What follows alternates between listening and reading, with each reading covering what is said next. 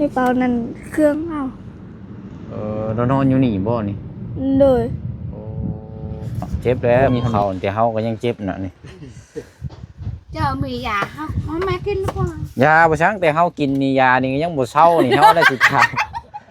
เฮาได้สิถามยาดีนำเจ้านี่มีบ่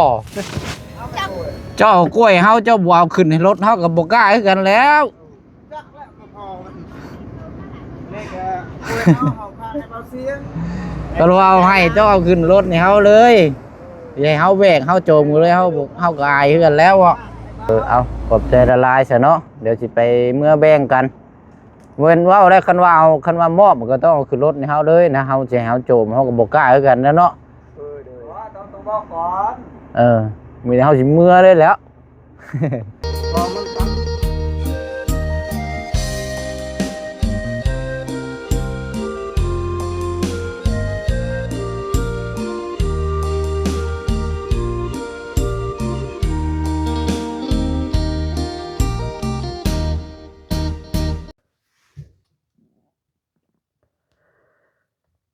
เป็นน้องเนาะเปิดภาพมาอยู่หน้าบ้านเฮือนซานของทางน้องออยเนาะได้ยินข่าวว่าทางยายของทางน้องไม้ก็อยู่ใหญ่มานอนอยู่กระตูบเฮือนซานแล้วนี่ว่าซั่นพี่น้องเนาะเดี๋ยวนี้ก็น่าจะเกี่ยวกับการผูกพันหรือว่าเราอยากมานอนอยู่แบบใดอันนี้กับพี่น้องเนาะเพราะว่าอยู่นี่ก็อายะอยู่นี่ก็มีแล้วพี่น้องนี่ชื่อสีชมพูนี่แต่ว่าเราก็นอนอยู่เฮือนเรานี่ดังนึงอายะผู้นี้นี่สิเป็นของทางแม่ของทางแม่น้องอ้อยแต่ว่าอายะทางน้องไม้นี่สิเป็นแม่ของทางพ่อน้องอ้อยนั่นสิบอกก่อนเนาะเอากะนี่แหละพี่น้อยเขามาเยี่ยมมายามทางน้องอ้อยก่อนเนาะเป็นจังไดหลังจากเมื่อนั้นก็มอบรางวัลให้จากทางพ่อใจดีเนาะจากฝั่งไทยพี่น้อยเนาะไปเดี๋ยวมาเบิ่งกันดูเดดฮอนเอานี่ดอกมันนี่เนาะ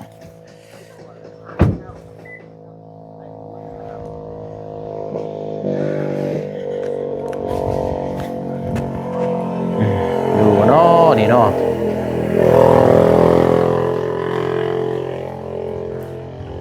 ทางเอ้ยเนาะทางน้องวัฒนาเมื่อระบบ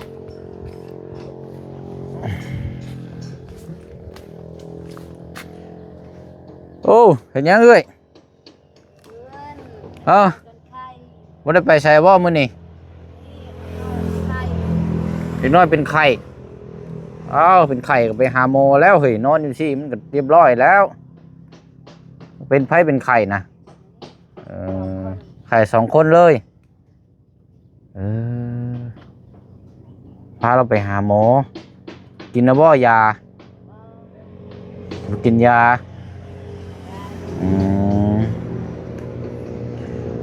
ใช่น้องออยอยู่บ่แล้วให้เราออกมาหาเขาเนี่ยเอาพี่น้องเนาะเจ็บไข้เล็บป่วยก็มีแต่ว่าพาลูกเต้าไปหาหมอกินยาแล้วพี่น้องเนาะ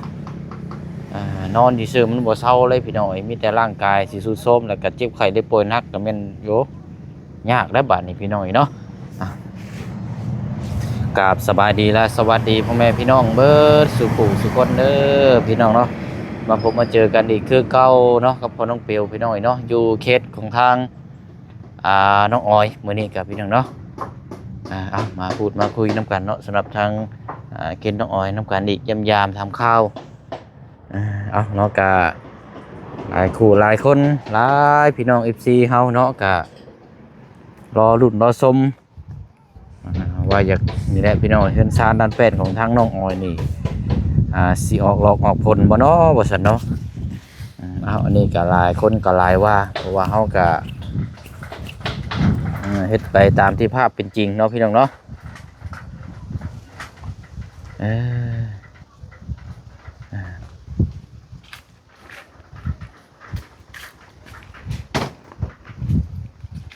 เป็นจังไดเนาะ ใช้น้องออยบ่ได้อยู่บ่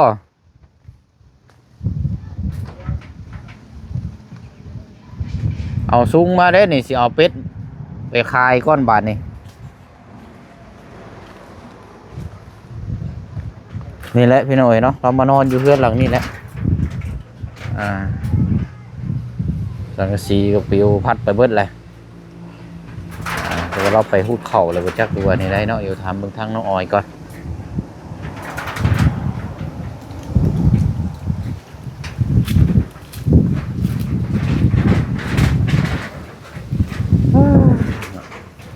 คือเห็นนี่แหละพี่น้อยเนาะแต่ละกลุ่มแต่ละคนกัน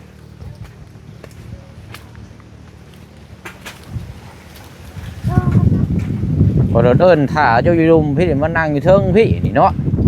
สบายดี โอ้ยเอาเป็นจังไดมื้อนี้เนาะใช่คือว่ายินว่าอันมีตู้เรามานอนอยู่นี่บ่ เลย ใช่เราไปใช้สระ เขาไปเพื่อนน้าสาวค่ะ น้าสาวใช้ อยู่บ้านลัว บ้านหัวรัว เลย อ๋อเราไปยังอะนะ บู เอาลงมาพี่ก่อนก็ได้จันไปพี่ ก ก่อน ระบังชม ไปย่างลงไปพุ่นก่อนก็ได้ไปเบิ่งน้ำกันก่อน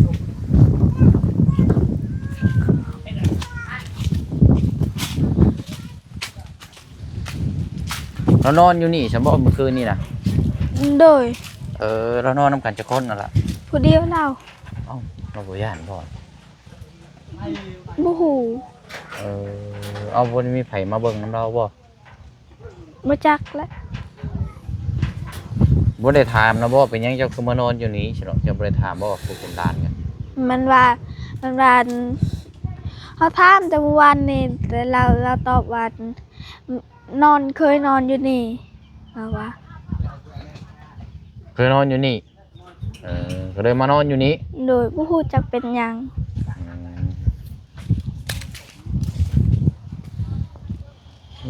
ไม่ใช่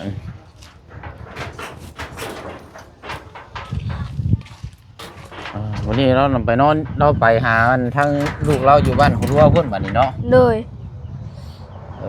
เราสินอนอยู่นี่เลยบ่ บูหู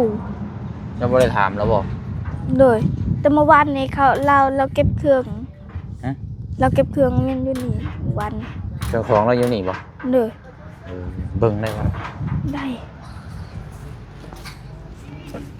ใช่นอน ในเปล่านั้นเครื่องเรา เรานอนอยู่นี่บ่นี่ โดย โอ้มีคำหีบเงินอันนี้เนาะ อืม โอ้หีบสมบัติเอาเด้ อยู่พุ่นก็คือว่าลูกเฮ็ดให้นอนอยู่ข้างล่างดีแต่เนี่ยมานอนอยู่นี้บ้านนี้เนาะ อืม โอ้ผู้เฒ่านี่เนาะบ่แล้วนี่ก็บ่มีหยังได้นอนเนาะ จักเป็นหยัง มันมีหลายหม่องนอนก็จังซี่แหละเนาะ โดย จังเราก็สิไปนอนอยู่น้ำเอื้อยเราอยู่พุ่นนี่บ้านหัวรัวพุ่นอีกนี่ตามบ่เสียงเบิ่ง อืม เอาเวลาเรากินข้าวเลยเสร็จเราไปกินอยู่เพื่อนเจ้าบ่ โดย กินแล้วก็ไปนอนอยู่นี้เนาะ โดย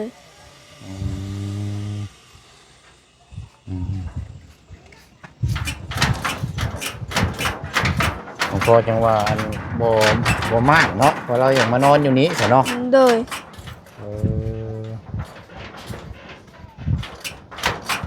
หาบไปยัง หาหน่อไม้ ฮะ หาหน่อไม้ไปให้น้าสาวแล้ว ให้น้าสาว โดย ไผเป็นยังก็คือให้ บูหู น้ำตาไหลอยู่บ่ บ่ ฮะ บ่ เอาเป็นยังจะคือให้จ้ะ อ้าวเขาให้น้าสาวเราบ่ได้ไปหา ก็เลยไปให้ โดย ไปให้อยู่พุ่นบ่ ไปให้หน่อไม้ นึกว่าไปให้น้ำตาไหลนะ บ่ คือบ่ให้อยู่เพื่อนเนาะพี่สิดอกเนาะ อืม เอาน้ำไม้ไปให้ โดย แต่มื้อเช้านี่กับแม่เล่าไปให้ เราอยู่เพื่อนอยู่บ่ทางประตู บ่ฮู้ ยันบ่อยู่หรอกเนาะ โดย เราไปขายมันเราเบิดหรอบ่ หมดแล้ว เไอ้เท่าไรได้มันแล้วหะเนาะ เราว่า700,000 โอ้เลย700,000โห เลย อ๋อทุก ว่า หนวดมันกับราคาละรูละพันเนาะโอ้ดีปานใดเนาะบ่ได้ มันคุยได้นี่นอนอินมาเลย ลมแบบนี้ก็ย่านนอนเพิ่น ลมแห้งได้นี่เริ่มอันนี้มาได้บางทีก็บุบบั่มอยู่ คุณแม่ตูอยู่เฮือน ฮะ แม่ตูอยู่ ใช่บ่นี่เห็นแล้วอยู่นี่นะเขาโฟตู้คุณนะ บ่จักเทื่อเราไปใส่กับ ไปใส่กับกลางเว้นแล้วก็ตอนแรงไปหาไปเบิ่ง พายังไปเบิ่งที่ใหม่เจ้าก่อนไปเป็นจังไดเอ้ยเนาะเป็นจังไดเพิ่นล้างน้ำอันนี้นะช่วงสิบ่มีดอก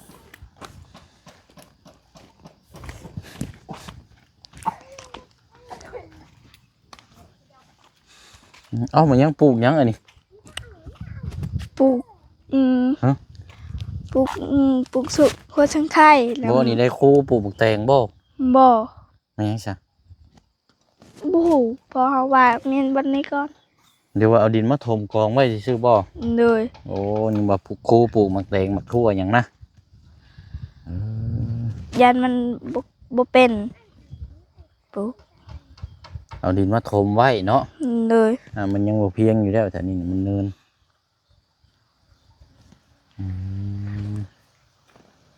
เอาหาเครื่องของมาปลูกไว้ก่อนเนาะ เลย ปลูกไว้ละลายโลดริมไว้พุ่นว่าดินมันเจินมันยังให้มันอยู่แน่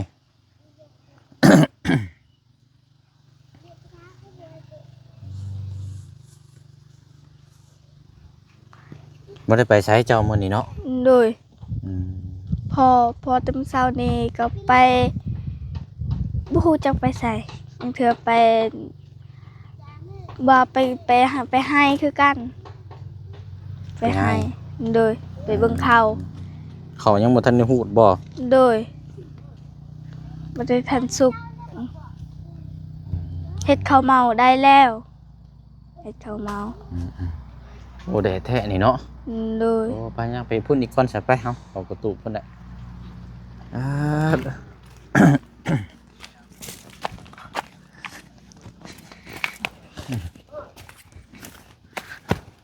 า อันนั้นว่าบ่เสียงสิเมื่อบ้านมื้อนี้ก็ได้แวะเข้ามาเยี่ยมยามก่อน เบาซุมื้อมื้อนี้ แม่นละเมื่อน้ำกันเบิดละเมื่อไผก็เมื่อมันก็บ่เลยก็อันนี้เราวางเด้อนี่เนาะโลมได้นี่ก็เนาะนอนได้ดินี่เนาะ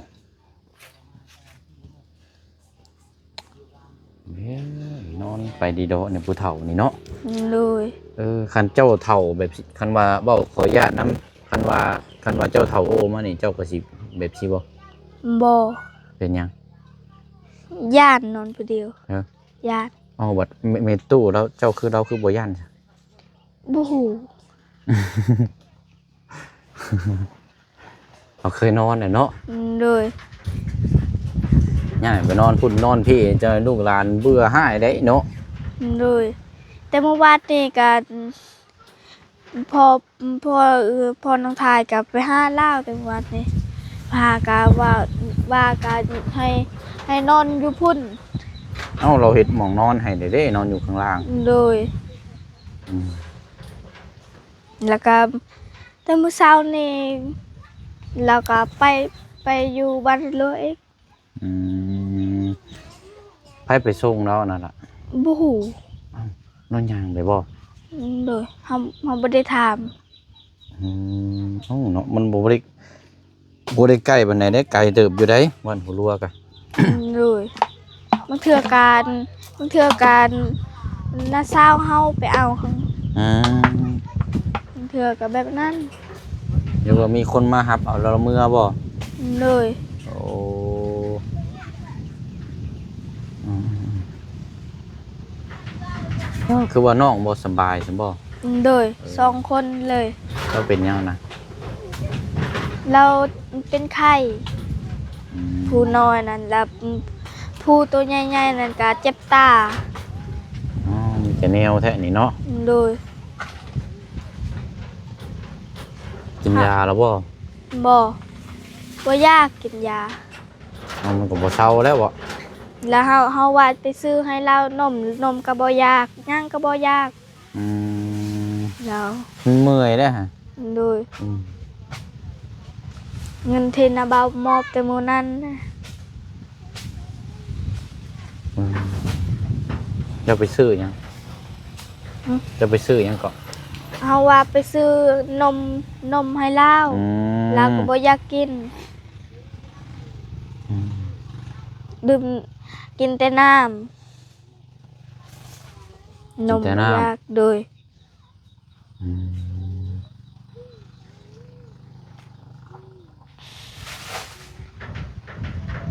เมื่อยแล้วเด็กน้อยมันบ่สบายเด้ อืม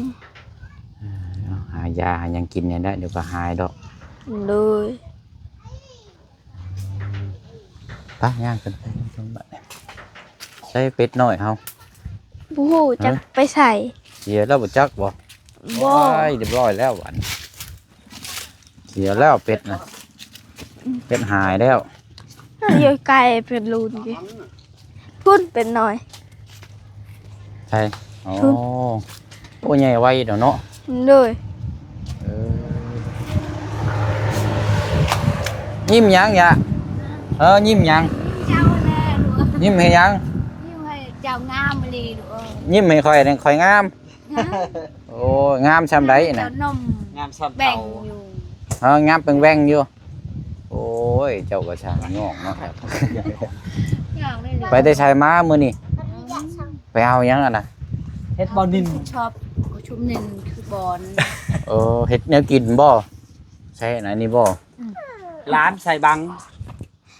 แล้วเอายังใส่อยู่ในนี่นะ น่าเชื่อเอาล่ะ จะเอายังใส่ได้นี่ น่าเชื่อ ต่ำบ่ ตามอยู่ใช่ก็บ้าง อ๋อปอดจืดเหลือน่า ไอ้ เชื่อ ชามมือชามคืนเลยลามเอา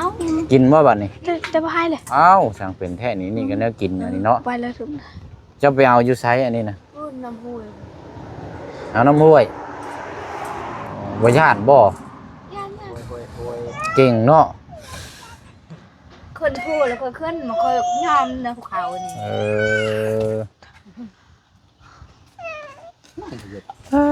เนาะเจ็บแล้วหัวเข่าแต่เฮาก็ยังเจ็บเนาะนี่ เจ้ามียาเขามากินหรือเปล่าย าบ่ซังแต่เฮากินนี่ยานี่ยังบ่เซานี่เฮาได้สิถามเฮาได้สิถามยาดีนํเจ้านี่มีบ่ เจ้ากินยานั้นมัน บ่เซาคือเก่าอยู่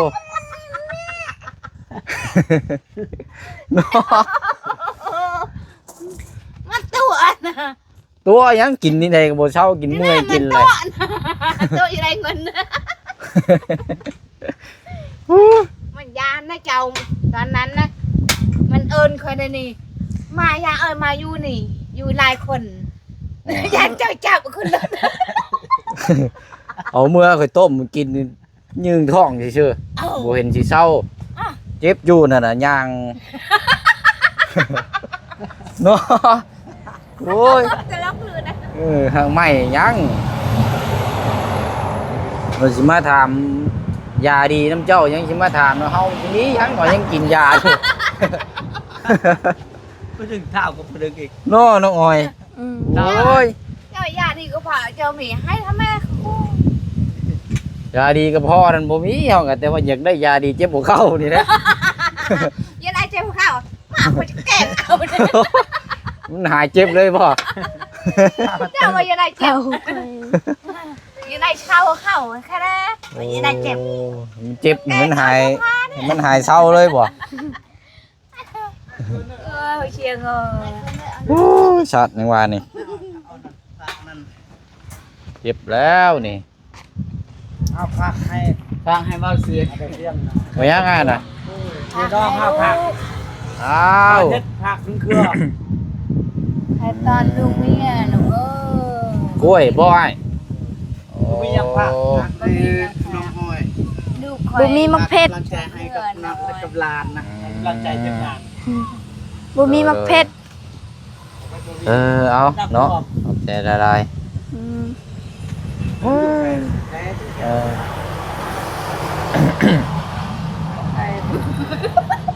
เอาไปยังไงนี่เออ โอ้ยเจ้ากินเหมือนยาเนี่ยยาเนี่ยยานเจ้า มันบ่เศร้าเห็นอยู่ได้ซะสิให้เขาเห็นอยู่ได้ซะ มันว่าจะว่าคันเช้าเขาไปฮอดเฮือนคันฮอดเฮือนฮะก้อยเฮือนเลยเนาะมันว่าสิเจ้ามัน มันเศร้าแล้วเรามาปลูกเฮือนให้ ถ้ามันว่าสิเจ้ามัน ปลูกบ่ซังย่างก็สิล่มอยู่ อยากได้บ่ซังยาบ่ดีย่างก็สิล่มเลยนี่ จะว่านะคันก้อยนี่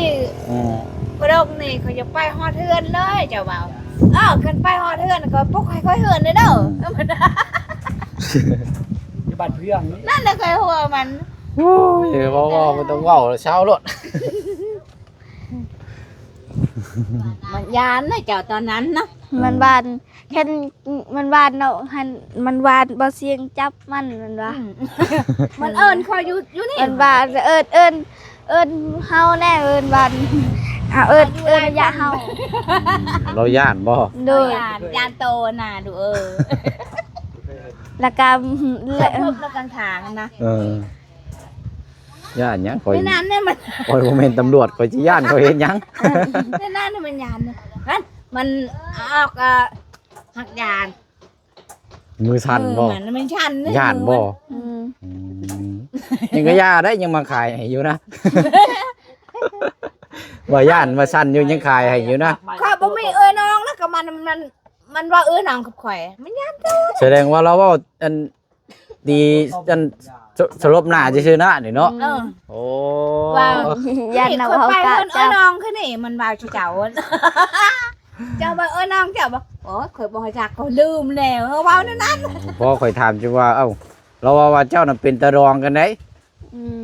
ดองข่อยนี่แล้วจักเราชี้เฮือนทางไหนเรานี่ แต่เราพูด ชี้ไปเด้อ มาเท่าวินนั่น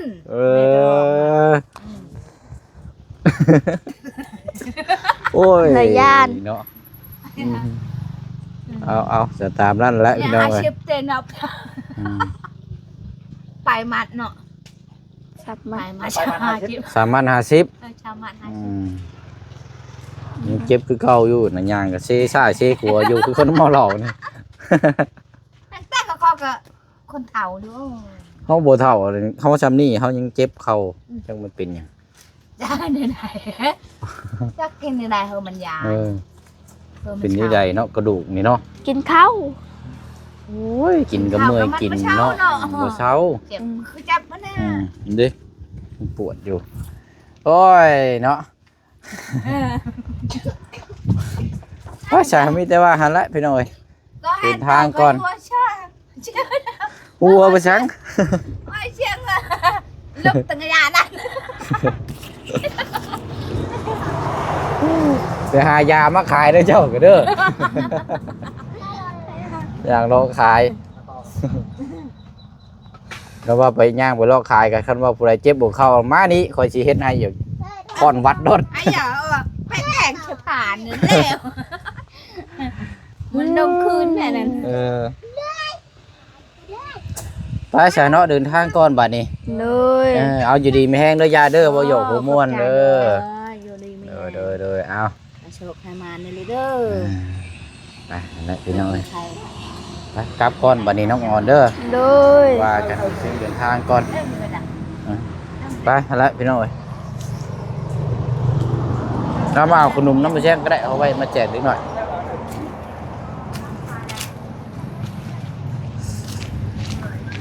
เจ็บเข่าได้พี่น้องยังบ่เศร้าอยู่เป็นยังสิล่มเลย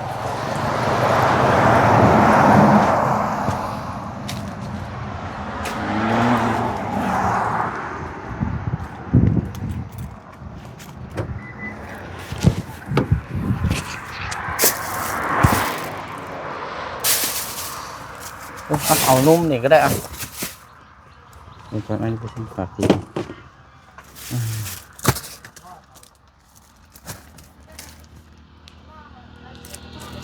เอาล่ะ มุมนี่ก็ได้อ่ะอ่ะนี่ไปแบ่งกันเด้อ โดยขอบ เอา ใจ ไปแบ่งกันกับพ่อน้องเนี่ยก็ น้องเอื้อทิศ ไปทิศบ่ โดย เอาให้เราแพ็คหนึงก็ได้เด้อ โด แล้ว ย ก็แบ่งให้ทำมีตู้น้ำก็ได้พอได้ชิมไม่กินน้ำเด้อ โดย เอาอะไรอยู่ดีไม่แห้งผู้เชี่ยว โด กับก่อน ย เด้ ส อ วัสดีเดินทางปลอดภัยเดินนะบ่าวหอดเทือนหอดซ่าน อืม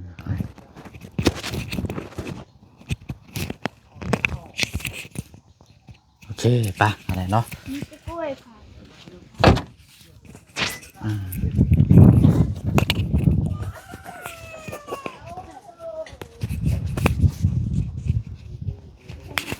ไปอะไรพี่น้อยเดินทางก่อนไปนี่เราที่เอากล้วยมาฝากเดี๋ยวหักนั่นได้พี่น้อยเอากล้วยบอยอย่าหลอกล่ะเอาไว้โดดเอาไว้เลยโดด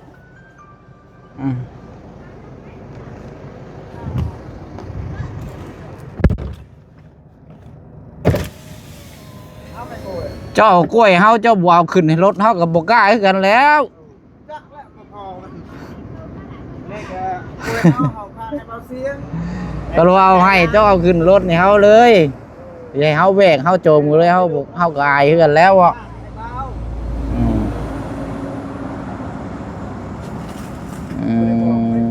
เพราะกล้วยมันยังบ่ทันได้แก่อยู่นี่เนาะแก่แล้วบ่น่ะ ได้เลย เออโดยเอาขอบใจละลายซะเนาะเดี๋ยวสิไปเมื่อแบ่งกันเว้นว่าได้คันว่าเอาคันว่ามอบมันก็ต้องเอาขึ้นรถในเฮาเลยนะเฮาสิให้เฮาโจมเฮาก็บ่กล้าคือกันนะเนาะ เดี๋ยวต้องบอกก่อน มีแต่เฮาสิเมื่อเลยแล้ว พอมันตัดบ่ได้บอกเลย บอกเมื่อกี้เนี่ยบุญยังดึงนำแม่ตู้เลยมันจะเอาก้อนน่ะก็เป็นยังครับ โดยบ้าสาขอมุกขอบใจระดาเด้อ ก็เดี๋ยวดีใจกับบ่เป็นยังเนาะคือว่าเราผิดพลาดไปแล้วก็ที่เป็นใจพอเราขอบใจทางทีมงานแน่กันผักกันตอนก็บ่มีกับกล้วยก็บ่งามก็เฮ็ดได้ บ่เป็นหยังดอกขอให้มีน้ำจิตน้ำใจจังไดก็ได้ดอกบ่ยากดอกแต่ว่ายังบ่เข้าใจปานใดเนาะคือว่าหั่นแหละมันหยังก็ คือว่าเราภาษาลาวก็บ่เป็นก็ให้มันถึกกันบ่ถึกขอขอบใจเท่านั้นแหละขอโทษขออภัย เอาแล้วขอบใจระดาเด้อเดี๋ยวสิมาเยี่ยมยามทำข้าวใหม่โดยไปเฮาเดินทางก่อน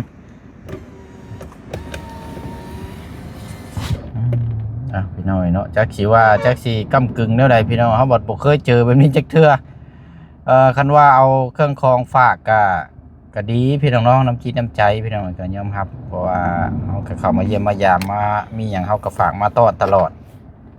แล้วก็ถ่ายอัปเดตให้พี่น้องเบิ่งนำกันให้ชมเนาะ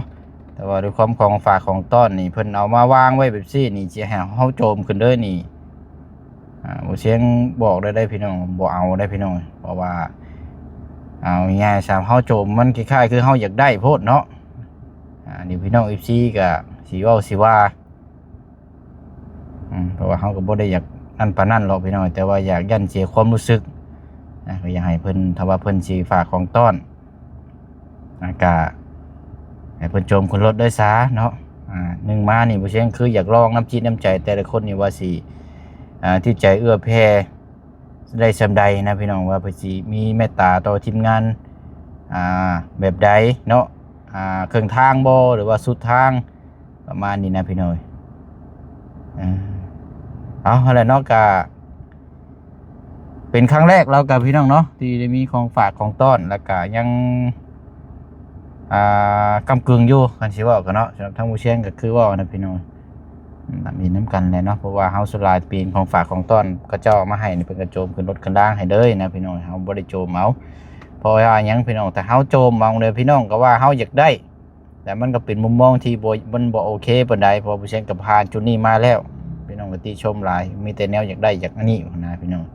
เพราะฉะนั้นก็ต้องแสดงน้ำจิตน้ำใจผู้ที่ให้ว่าสิสุดถือว่าซำใดนะพี่น้องเนาะเอาจังได๋ก็ขอขอบใจขอบคุณในไลน์เนาะมีโอกาสบ่ได้ขึ้นมารอบหน้าจังมาเยี่ยมยามทำข่าวรอพี่น้องเนาะจังว่าจังคุยน้ำกันอีกทีนึงเนาะมื้อนี้ก็เดินทางไปต่อก่อนเนาะพบเจอกันในคลิปหน้าบ๊ายบายเด้อพี่น้องเด้อ